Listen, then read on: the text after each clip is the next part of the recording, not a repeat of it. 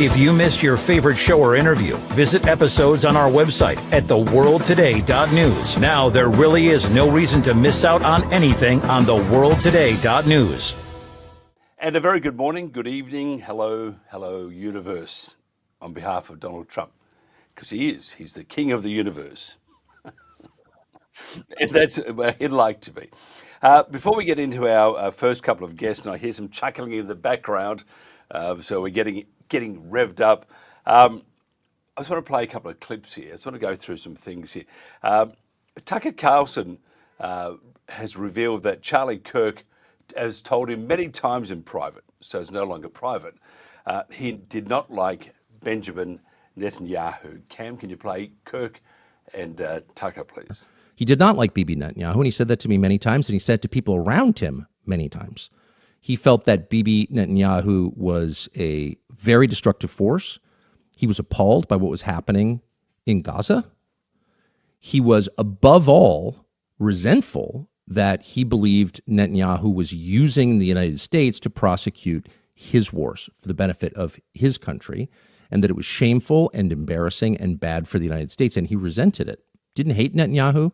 He wasn't out there with a placard saying that, but he certainly expressed that to me and a lot of other people. And there's no question that Bibi's defenders on the internet will call me a liar or a kook, but that's a fact. And enough text messages exist that I think it can probably be verified in pretty short order. Not that it needs to be, because that is true.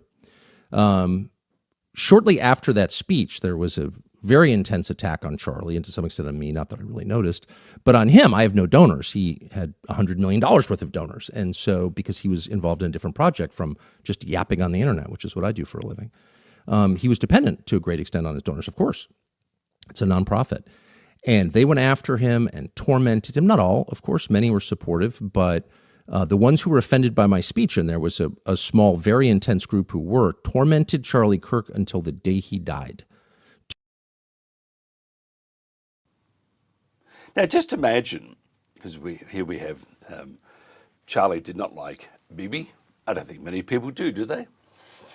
Just imagine, though, that your greatest ally, the US, the leader of that country, that nation, being Donald Trump, just imagine if your greatest ally fears that you may kill him. Cam, this is exactly how it's playing out. This is Max Blumenthal. Cam, if you could play Blumenthal, please. Well, this is according to a source with very good access inside the White House. I could say even the Oval Office, that on two separate occasions this year, Israel was caught placing surveillance or electronic devices on Secret Service emergency response vehicles. I'm only as good as my sources, because if I call up the Secret Service, I'm going to get some desk guy who's going to tell me no comment, we don't talk about that.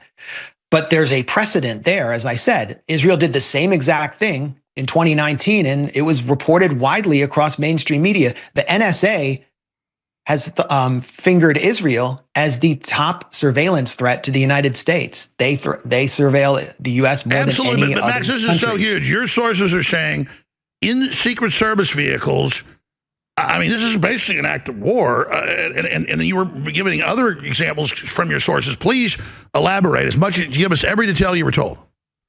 Well, I elaborated as much as I could. I mean, what I've been told for months and months, talking to administration insiders, is that Trump is frightened of the Israeli influence, especially after his experiencing two assassination attempts. That's what we're unmasking, is the biggest foreign influence infiltration operation in American history that is basically taking control of an administration that says it's America first and is taking us to a very dangerous place. To have the leader of that country, who's your greatest ally, scared out of his wits for his life, and to have the Secret Service of that country, such as Mossad, trying to bug the CIA, you have to sit down and say, let's evaluate this relationship. It's not a relationship. And I think this will develop more and more, because it is a disgrace. It is just a terrifying disgrace because it opens the door for all sorts of conspiracy theories. Now, a friend of mine once said, defense lawyers, they deal in conspiracy theories. Their job is to prove that theory to be the truth. So I actually, I'm not sure. I think Mossad, though, are a terrible organisation, and I can actually tell you that a friend of our family was ex-Mossad, and some of the things that I heard him talking about just came to me then. They were not very nice things. So, is Mossad, is Bibi, are they trying to undermine the US? Yeah, of course they are. Do they want to control the US? Yes, of course they do. Do they? That's conjecture. And the final one is Barack Obama, that slug. That's what he is. And one can only hope that he goes to jail. If not, he'll be sitting in his little corner in his rocking chair with his dumpy in his mouth and wondering why all these other cohorts in crime aren't visiting him, and that's because they're in jail. But Obama was talking, it was at a speech the other night, and somehow finds a way to blame Trump for Charlie Kirk's assassination. Cam, can you play Obama? And so when I hear not just our current president, but his aides, who have a history of calling political opponents vermin, enemies, who need to be targeted, that speaks to a broader problem that we have right now. And something that we're going to have to grapple with, all of us, whether we're Democrats, Republicans, independents. We have to recognize that on both sides, undoubtedly there are people who are extremists and who say things that are contrary to what I believe are America's core values.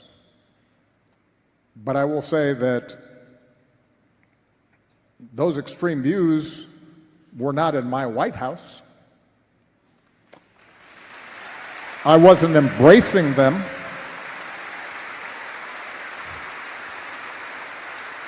I wasn't empowering them. I wasn't putting the weight of the United States government behind extremist views. And that is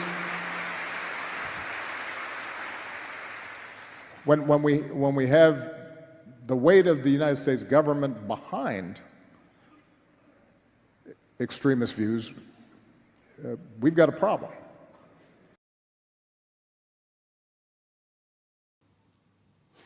So there you are. There's Obama, lying mongrel. He was the one, he and his administration were the ones that created this political division, this division that divided America. His cabinet made up a story about Russian collusion, Russiagate, and he continues to cause this division to this day. The guy is a fraud. Man, he will have an exemption from his crimes, I think. But his other generals and lieutenants or lieutenants and those, if there is justice in the world, these people need to be jailed for undermining and trying to destroy the country they represent. So that's my little piece at the moment, and I'm very angry. John Birch is John Birch Society, by the way. The CEO is Wayne Morrow. Wayne, thanks for joining us. Just quickly, just on that alone, politicians, do they like come out of this barrel of oil? You know, this greasy slug. And I was watching a show the other night for a while called Alien, and I'm absolutely sure there was they were all in Congress. What do you think? Well, it takes a lot of money to lie, It's cheap to tell the truth, I had a chuckle about Obama. I mean, he was certainly involved in Russiagate. So, I mean, talk about using the full weight of the Congress, I mean, or any government. Oh, And it was proved that. I mean, you'll see that. We have our New American actually did an article, a feature about a month ago on the Russia collusion. So that's all well there. Well, a lot of politicians, they do what they do. They politic and they don't tell all the truth. Of course, that audience was pretty liberal, Jefferson, I know. that whole scene. So you expect he's going to be in a familiar and friendly crowd. But in reality, you're right. I mean, the truth will come out, and of course they'll deflect, and of course the problems we have with the Charlie Kirk situation is a systemic problem of what's going on in the country. You said it. I mean, you said they had a tremendous division. There's no unity. They also fostered that. And as I travel around the United States, the majority of Americans that I see, they just want to be left alone. They don't need big government proud in their life. No. Live a peaceful life, and they know the politicians, the ones we had in the past, are not looking out for them. They look out for themselves, So they're not stupid. And our job is, through the Birch Society, is educate and elect constitutional-minded representatives. By the way, today is Constitution Day, 1787, September 17th. So happy Constitution Day. Anyway, so we try to uphold the Constitution to all our elected officials. And the problem is that when people go to the Congress, Mike, they go with an agenda. And it's the onus is on the American people to elect constitutional representatives. You can't go remote control. We're all about making sure that happens. And then those problems we have minimized. But so we have a lot of work to do in the United States. And that's what we do, is educate, as you all know. But I had a chuckle about Obama. He's up to his old tricks, blaming Trump for the And he's also, we'll get into the climate scare in just 1 second, he's also creating the division as he moves along still with his support of Zoran Mamdani, the mayoral candidate for New York. And he could very well get in because of the, not that many have voted last time. And if he gets in as mayor, goodbye New York. Obama, Biden, all those, they really had this this climate scare, the fear porn almost, and the world's going to boil. It's going to boil. It will flood. It will split in little bits. There'll be all sorts of terrible things happening because of this climate change. It's the crisis we're having, which is all made up. Despite cutting billions from the Green New Deal, do you think Trump can stop this perception of a climate crisis? Well, he's trying, I mean, he's got some people around him that know it's just a cobbed up mistake just to foster world government. I mean, if you think about it, net zero means you're dead. That's what happens. So if you think about carbon dioxide, just for a second, that's the gas of life. So carbon dioxide, trees convert it into oxygen. So if there's no CO2 and there's no trees, what happens to you and me? Look, I saw a video the other day on your YouTube channel, and it was a terrifying video. We are going to follow this up. We're just so resourced bare at the moment. But it was about carbon capture. Has it been stopped at the moment, or is it still? And I think it was in South Dakota that video was. Good question. We actually did a documentary called about the carbon capture pipelines. It costs billions of dollars. So think about what happens. They with big fans suck carbon dioxide out, and they actually freeze it. It goes deep into wells or salt mines, and it costs billions of dollars. As I mentioned, CO2 is the gas of life, and so we need CO2, and it's a big game by the NGOs to cause. But what happens with the pipelines? It got nothing to do with the CO2. It destroys the farmland where food is grown. So how it works, if you put a pipeline in the center of somebody's field, you can't do a mile this side, a mile that side, and you can't go over the pipe. You got to go around it. So what happens? You actually take farmland out of operation. Yeah, I That's saw really that. sorry, I saw they were building this pipe. It was about 4 feet under the ground, and one of the pieces there that a guy came running to this woman living nearby and said, "Get inside, lock the doors, because if there's a leak in the pipeline, everything dies." Why would they? And the bullying from the corporations was just enormous. The fanatical bullying, and that's why I've asked you: has carbon capture been stopped? I thought it had. Yes, some states. Yeah, excuse me. Some states it has. We made the farmers are made aware. The legislators in South Dakota and Nebraska, and I know we've done some out in West, out into Utah, but mostly in the heartland, Indiana.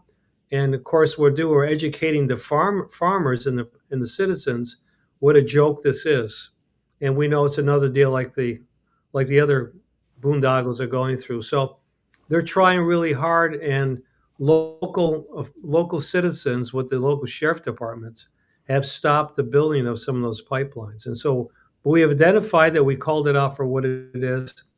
But thank you for mentioning that. It shows you that if people get around some of the stupid legislation, they can actually stop that. So it's very powerful to know, regardless where you live, if citizens rise up and say we're not going to tolerate this, they do listen. They do listen, and It's a that's really scam. It's a real scam, isn't it? Carbon yes, capture. of course it is. It doesn't. It's meaningless. Yeah. What about just for my own information, South Dakota, I think, is where it's happening. Yes. Is that a blue or a red state? Red. Red. Yeah. Why the hell are they on about this for? Oh, that's a good thing. No, red is conservative. That Yeah. is good, but if you've got this carbon capture stuff happening, why are they allowing it? Oh, they're not. They're actually fighting it against the court system. They actually stopped the pipeline in South Dakota. The farmers actually halted the excavation of the pipeline. They did that in North Dakota as well. So they're stopping that. Yeah, absolutely. They're winning in the court cases. It's Yes, incredible. absolutely. And It's incredible. we're behind educating the farmers, which we're the instigators that got them to rally. Like, hey, you're taking our farmland, you're taking us out of business. And they try to buy them off with buying farmland. And they say, hey, we'll give you a big check and go away. And they said, no, I lived here 5 generations. We're not going to go. What are you going to do with our land? They're going to take it out of use. Remember, part of the conspiracy is famine, right? Famine. And the other one is water. So there's a whole nother story about reclaiming water. And they're buying up lakes and mineral rights and water aquifers, the Bill Gates types and all, to capture water around, not around the United States, around the world, because they knew we need water and CO2. Those are the elements of life. Remember, their job is depopulation, Mike. That's what they're all about. That's the UN agenda, depopulation. It's all about, and it is all about freedoms, whether it's agriculture, whether it's within the cities, whether it's freedom of speech, the whole lot. Tell us just quickly about John Birch Society once again, and if people need to find out more about it, what you guys are actually about. Yeah, so I think when I was on last time, I showed you this one here. I think I sent you the PDF of this, right? The Global Gun Grab. And I hope you read. That'll keep you up at night. So it's jbs.org and thenewamerican.com. That's our monthly magazine. And we have their information about, books you can have and order some materials. And the magazine has newsworthy articles like you talked about tonight. And you can take a look. You can download those. They're available in digital as well as print copy. And the Birch Society has been around since 1958, educating people from all over the United States about freedoms and liberties. But I could tell you, since I saw you last, Mike, now and I'll send you this, we have this. This says the New European on it right now, because now this is in French.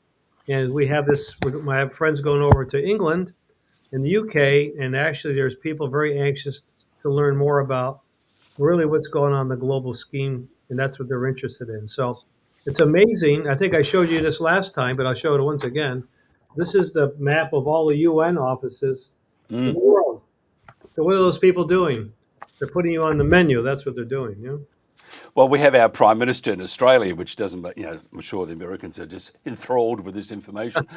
But he's heading off to the UN and he's probably got his own private jet, so he's heading off to the UN to tell the UN how great his new program is, which Europe are now adopting, how great it is to censor the internet. How fantastic is that? Oh yeah, that's a UN agenda, by the way. Yeah, it's and at the moment we've got to keep pushing back, but sometimes I feel like I'm pushing this avalanche. Well, no, I think you stay at it. The last time I saw you, I mentioned about because Mr. President Trump is in there about Steyer, right? And or Starmer, he's a Fabian. We talked about that last time. Remember? I said to have your listeners dial in Fabian, and the Fabians is affiliated with the 1984, the globalists, and he is a Fabian, so he's destroying his country, the UK, to plan because he's a Marxist, and that's exactly what he is. And so when my friends will go over to the UK next month, they're so excited to learn about the Fabians and the process going on because they don't know, but now they're learning. It's an interesting time to say the least. And I see that that King Donald is with King Charles and a whole bunch of other globalists. Well, they say they're not globalists, but they are. And we could actually get into the monarchy too, which we won't do that. But they're a very weird mob, aren't they? Oh, yeah. Wayne Morrow, Wayne Morrow, CEO of the John Birch Society. Thank you very much for your time, sir. The conversation continues. How ridiculously complicated they've tried to make this global warming argument. Today's News Talk, the world today. Robbie Barwick is the director of the Australian Citizens Party. Robbie, thanks for joining us. Can you tell us about, because we're very focused these days also on rural Australia, and the Bendigo Bank sprouts itself as being one of the banks for the local communities and in rural Australia. Can you tell us about the Bendigo Bank and its blacklist? Yeah, this is the work of an extraordinary journalist in Bendigo. Actually, ironically, she lives in Bendigo, Dale Webster, who has a regional, a news service there called The Regional. So Dale has done more to document the closure of bank branches across Australia for the last 5 or 6 years than anybody else. So she's the authority on it. And that led to an inquiry from 23 to 24, which was a good inquiry. I participated in it. I attended every hearing and it handed down an excellent report, and I can vouch for that. And the government has ignored it.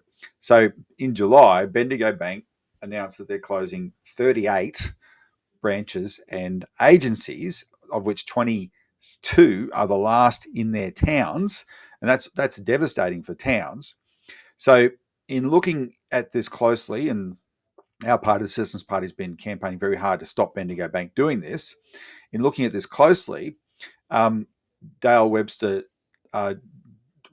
did some very exhaustive legwork on Bendigo Bank's software to show that if you apply for a loan to Bendigo Bank and you're in a town in Australia that has anything to do with mining, you don't get past the first step. The minute you identify your town, Bendigo Bank knocks you back. And the pattern was mining towns.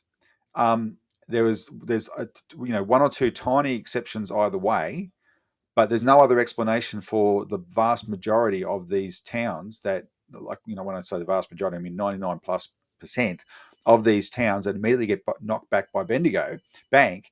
The defining feature of these towns is they're mining towns. And that is a blacklist. Now, banks often have blacklists, Mike, for different reasons. They never tell you what they are, right? So they'll never admit that there's a blacklist.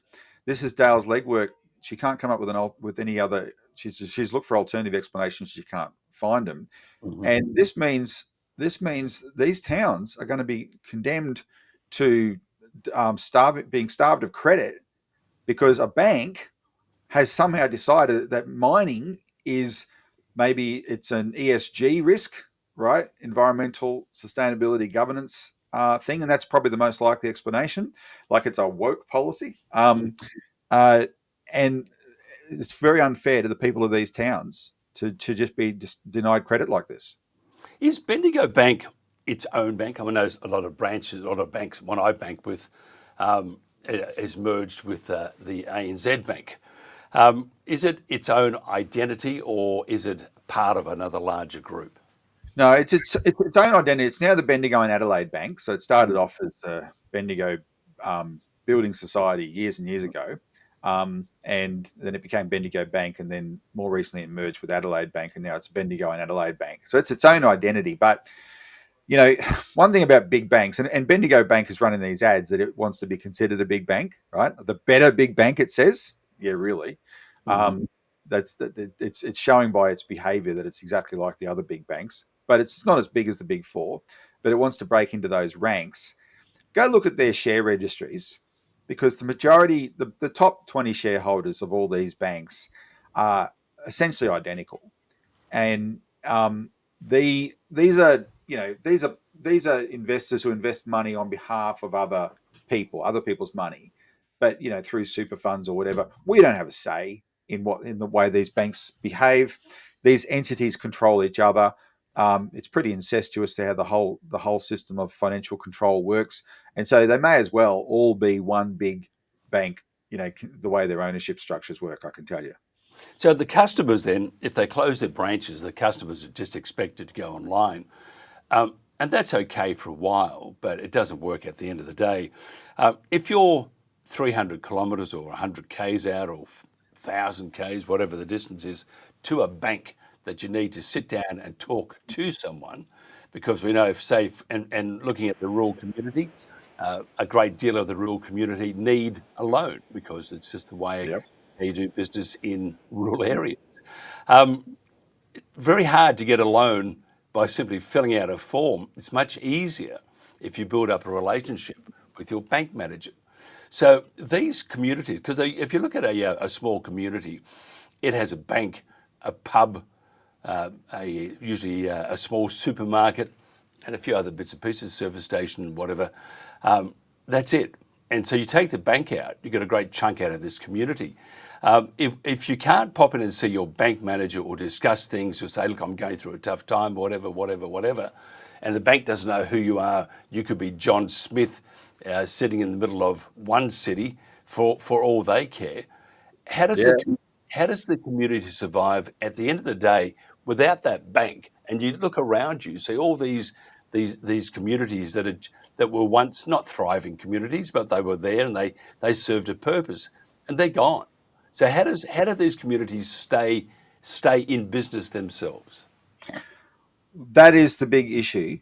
And can I point out, you're right about when you identify the key entities that make up a town. But of those, banking is the foundational service, because you can just say the pub. You might be a teetotaler. You don't have to go to the pub if you don't want to, but you've got to transact. To exist in the economy, you've got to transact. And if you're going to transact, you've got to have a bank, right? Everyone has to. This is the way it works. You've got to have a bank. Plus, banks' credit is the lifeblood of an economy, right? And banks are crucial from that standpoint. So when you take a bank away from a town, you are condemning that town to have to travel much further to do their banking.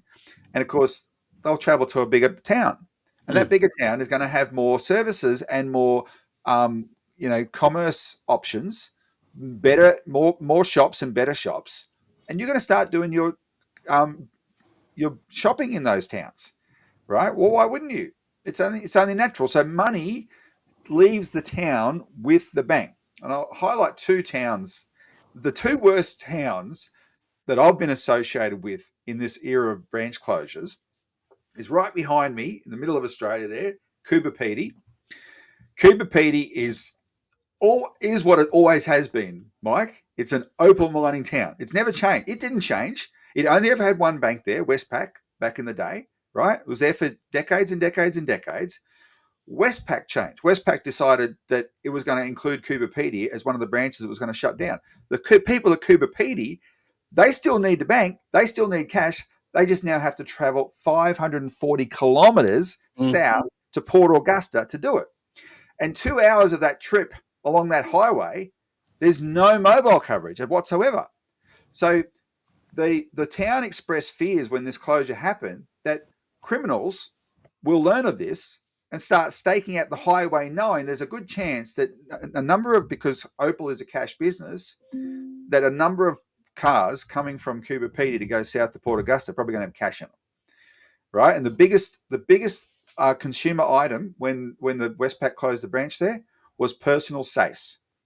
That was the biggest selling item in Coober Pedy. Personal safes. People were all buying up personal safes. So that's what a bank did to that town. And the other one is Queenstown in Tasmania. Last month, Outback Truckers, the television show, did a segment on the road to Queenstown. It is notorious. It's called the 99 Bends, and it's notorious either direction, going to Hobart or going north to Burnie.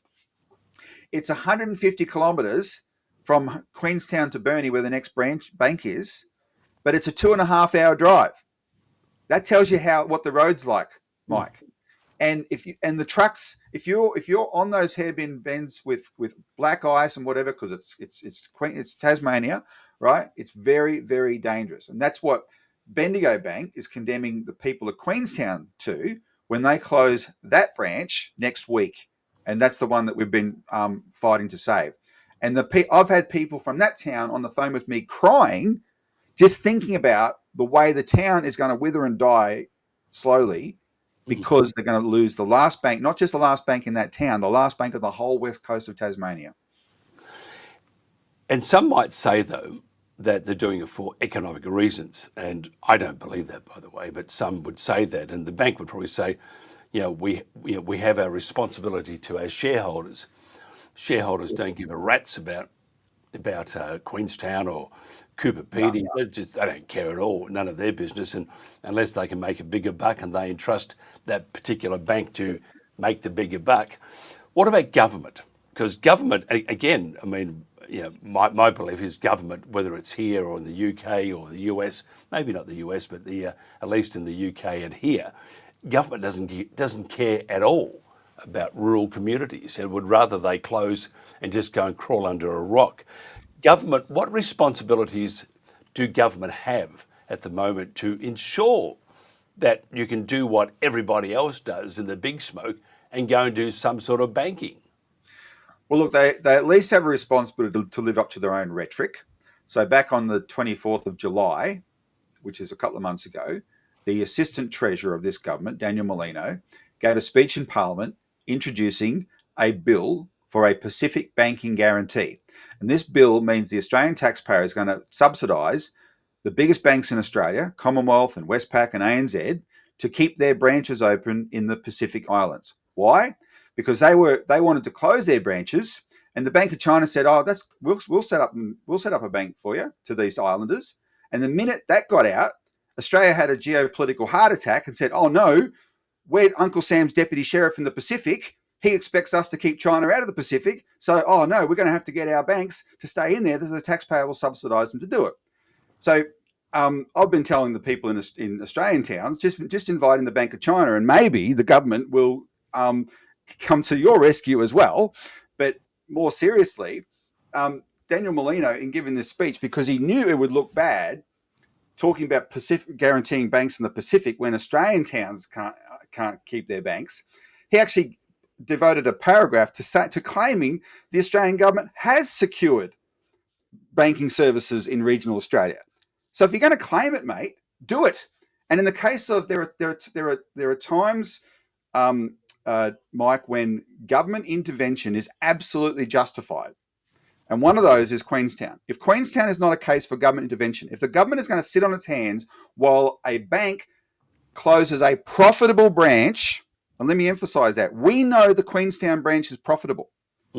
If it's going to sit on its hands and let a bank close a profitable branch, which is the last branch on the whole west coast of one state, then this government is not fit to govern. That is a case for government intervention. Just pick up the phone and say to the CEO of Bendigo Bank, "No, mate, you're not going to do it." All banks, by the way, Mike, are generously subsidised by the Australian taxpayer. All banks, because they all have a guarantee on their deposits. And that guarantee means that when they go into the market and raise money for their on lending, right, they get a cheaper rate because the international investors know that their money their liabilities are guaranteed by the Australian taxpayer. And that is a material benefit to their bottom line. And there's also the subsidy they receive from the fact that the RBA discount window, which is where they borrow money from as well, is the only banks get to benefit from that, and it's a cheaper interest rate than any other businesses in Australia get. So these are two areas where all banks benefit from generous subsidies. Mm-hmm. It's absolutely reasonable to demand something in return for that, and that is at least provide a service, especially when you know the branches are profitable. There's been the Westpac made a hell of an admission a couple of years ago in these hearings where it acknowledged, it said profitability is not a criteria when it comes to their decision to close branches. All these banks are going on a strategic direction to force us online into digital banking, right? It's cheaper and more profitable for the banks if we do that. Plus, they have all the surveillance that comes with that. They can monetize our data, and that's at a minimum. It gets quite ominous after that. This is a strategic decision they've taken, and the government has to be the one, because it represents us, to say, no, you have to provide a minimum service. Can I ask you something? Because when you mentioned that the Queenstown branch is profitable, big alarm bells, because here we are, we're saying government should ensure that they put pressure on them to stay open. We know what government thinks of the rural or country communities, not a whole lot. If they're making money, there has to be another reason for them closing that branch. It doesn't make any sense. If you're making money, that's the idea of being in business. So therefore, if they're an extremely profitable branch, to close that branch would smack of another agenda. Is it pressure from the government, you think? The government says we're putting pressure on these smaller communities, areas that we don't like, that are environmentally bad people or whatever. We're going to make sure that they don't exist, and we'd like your branch to close the doors. Well, I think there's a couple of things here. One is they're profitable, but I wouldn't say they're extremely profitable. I would imagine that for the pinstriped bank executives in Melbourne and Sydney, they're just not profitable enough. But they're still making money, aren't they? So therefore, it's not. Yeah, of course. But if they can get rid of that expense, and they never just close one branch, right? They say, okay, we can carve off like an iceberg here, a bunch of branches at once, and what they're actually doing, and this came out in the inquiry, is by closing the branch, they're forcing the market into online banking faster. Mm-hmm. So the head of the Banking Association, Anna Bligh, ran around Australia for 5 years saying, banks are following Australians into online banking. No, banks are forcing Australians on online banking, and closing the branch takes away the alternative. So they've got no choice but to do it, right? And then on top of that, this mining town blacklist, probably for ESG politically correct reasons, provides another excuse for the banks to do that, right? And that's a strong hypothesis at the moment, but the article's out there, and I encourage everyone to go to the Regional. Just Google the Regional, and you'll find the publication, and look at this article, right? It's called Burning Down the House, and it's very comprehensive, and clearly with all the environmental concerns over banking, and the way green activists can run boycotts on financial institutions, etc. It's a convenient excuse for Bendigo Bank to say, oh yeah, we're going to pull out of those areas. The government will never admit, if they have another agenda, they'll never admit to what you suspect there. We're saying that we need to flip it completely, and the government actually come in and take responsibility for banking, because you and I are old enough. We're both products of an economy where a government bank led the economy. It was called the Commonwealth Bank. And it was there from 1912 to 1996. And when it was there, Australia wasn't held hostage to the credit decisions of the big four banks, because the government had its own bank, and it could actually invest in the economy, and it did. And here's the kicker, Mike. The Commonwealth Bank was conceived in the town of Queenstown in Tasmania, because that's where King O'Malley, the founder, was the member of parliament for. And he used to get on the balcony of the pub in Queenstown and talk to the miners below and convince them of his policy of a national bank, a government bank, and they all got behind and they put him into parliament, and he's the one who made it happen. So the supreme and terribly sad irony is the town that gave birth to the greatest financial institution in Australian history is now about to lose its only bank. Yeah, and they're a copper, they're a tourism and a copper mining town. I was just reading then that the company is owned by Indians, an Indian company that mines the copper, and then they ship it overseas. And that would explain back but to there's also there's three other mines in the area as well that that town served. There's also aquaculture. About $2 billion a year comes out of Western Tasmania that earns foreign currency for Australia, and it can't get its own banking service. I mean, it's a disgrace, isn't it? But it does say a lot about the bush. I mean, we do have a show called the Country Telegraph later on in the day, and we talk about rural issues both in Australia and in the UK. We might as well do it now. We've got 4 minutes. It's a shocking situation in the bush. We would say in the bush at the moment. We have. I've never seen such pressure from government to destroy people's livelihoods, and I'm referring to the wind turbines, solar farms, the interconnector in Victoria, New South Wales, that's going to carry the green energy whenever it works, and so forth. And the farmers, and the people in the country are treated like second-rate citizens. And then you look at the treaty, for the indigenous, the tribes, the original people here. From the Victorian government, the farmer itself is in all sorts of trouble right now, and we actually need to look after. We need to look after the farmer or the grower or the person that lives in these smaller communities, because once they're gone, they're gone.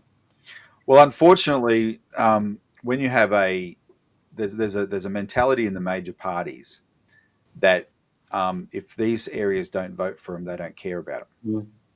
There's no votes in it. And so when you have a Labor government, we have a Labor government here in Victoria and a Labor government federally, they will say they care about these towns. But I know, I mean, this was a leak from the Julia Gillard cabinet, that someone around a cabinet table said, what are we even discussing this issue? These people don't vote for us. This came out of the Paul Keating cabinet, 30 years ago. This is a known phenomenon, right? So, they don't care. They have their, whatever is their renewable energy targets, etc., and they're just steamrolling these communities, especially here in Victoria. But can I tell you, in this case of banking, the coalition are just as bad. And I know that a member of parliament in Tasmania told me that when he was coming to a protest meeting in Queenstown last month that I attended, his Liberal colleague, said to him, why are you going there? There's no votes on the west coast of Tasmania. What do you bother for? That's the people that these regional people think represent them, right? And the Nationals, which claim they are the party of the farmers, there was a National MP who is a good guy named Colin Boyce who tried to get a question up to Anthony Albanese about this Bendigo bank closures. The last sitting of Parliament was a fortnight sitting, and so there's 4 days a week for questions. Eight opportunities to ask questions. He had a question ready to go every day. He never got it up, not because the government wouldn't answer the question, but because his own party, his own national party, refused to put it higher enough up the list that it got asked in time. And they knew this, and that nobody else was raising this issue, right? And they just refused to prioritise this question. Yet they're writing letters around Australia claiming credit for standing up on the banking issue. No, the major parties have sold, all the major parties have sold regional Australia down the river. Yeah, and it's very sad, but it's a worldwide trend at the moment, and it's very sad indeed. If somebody wants to find out more about you, Robbie, besides citizensparty.org.au, how else do they do that? Oh, you can if you're on X, you can follow me there at Robbie Barwick. We have I'm dressed up, not just for you, Mike, although I'm happy to dress up for you. I'm about to shoot our weekly Citizens Report show, And that's just look up Citizens Report on YouTube, Citizens Party on YouTube. Well, you're looking beautiful on camera, and I'm sure you'll continue doing so. Robbie Barwick, Director of the Australian Citizens Party, thank you very much for your time. And you can bank on Robbie Barwick, by the way. A little pun there. Thanks, Mike. Pleasure. This is The World Today.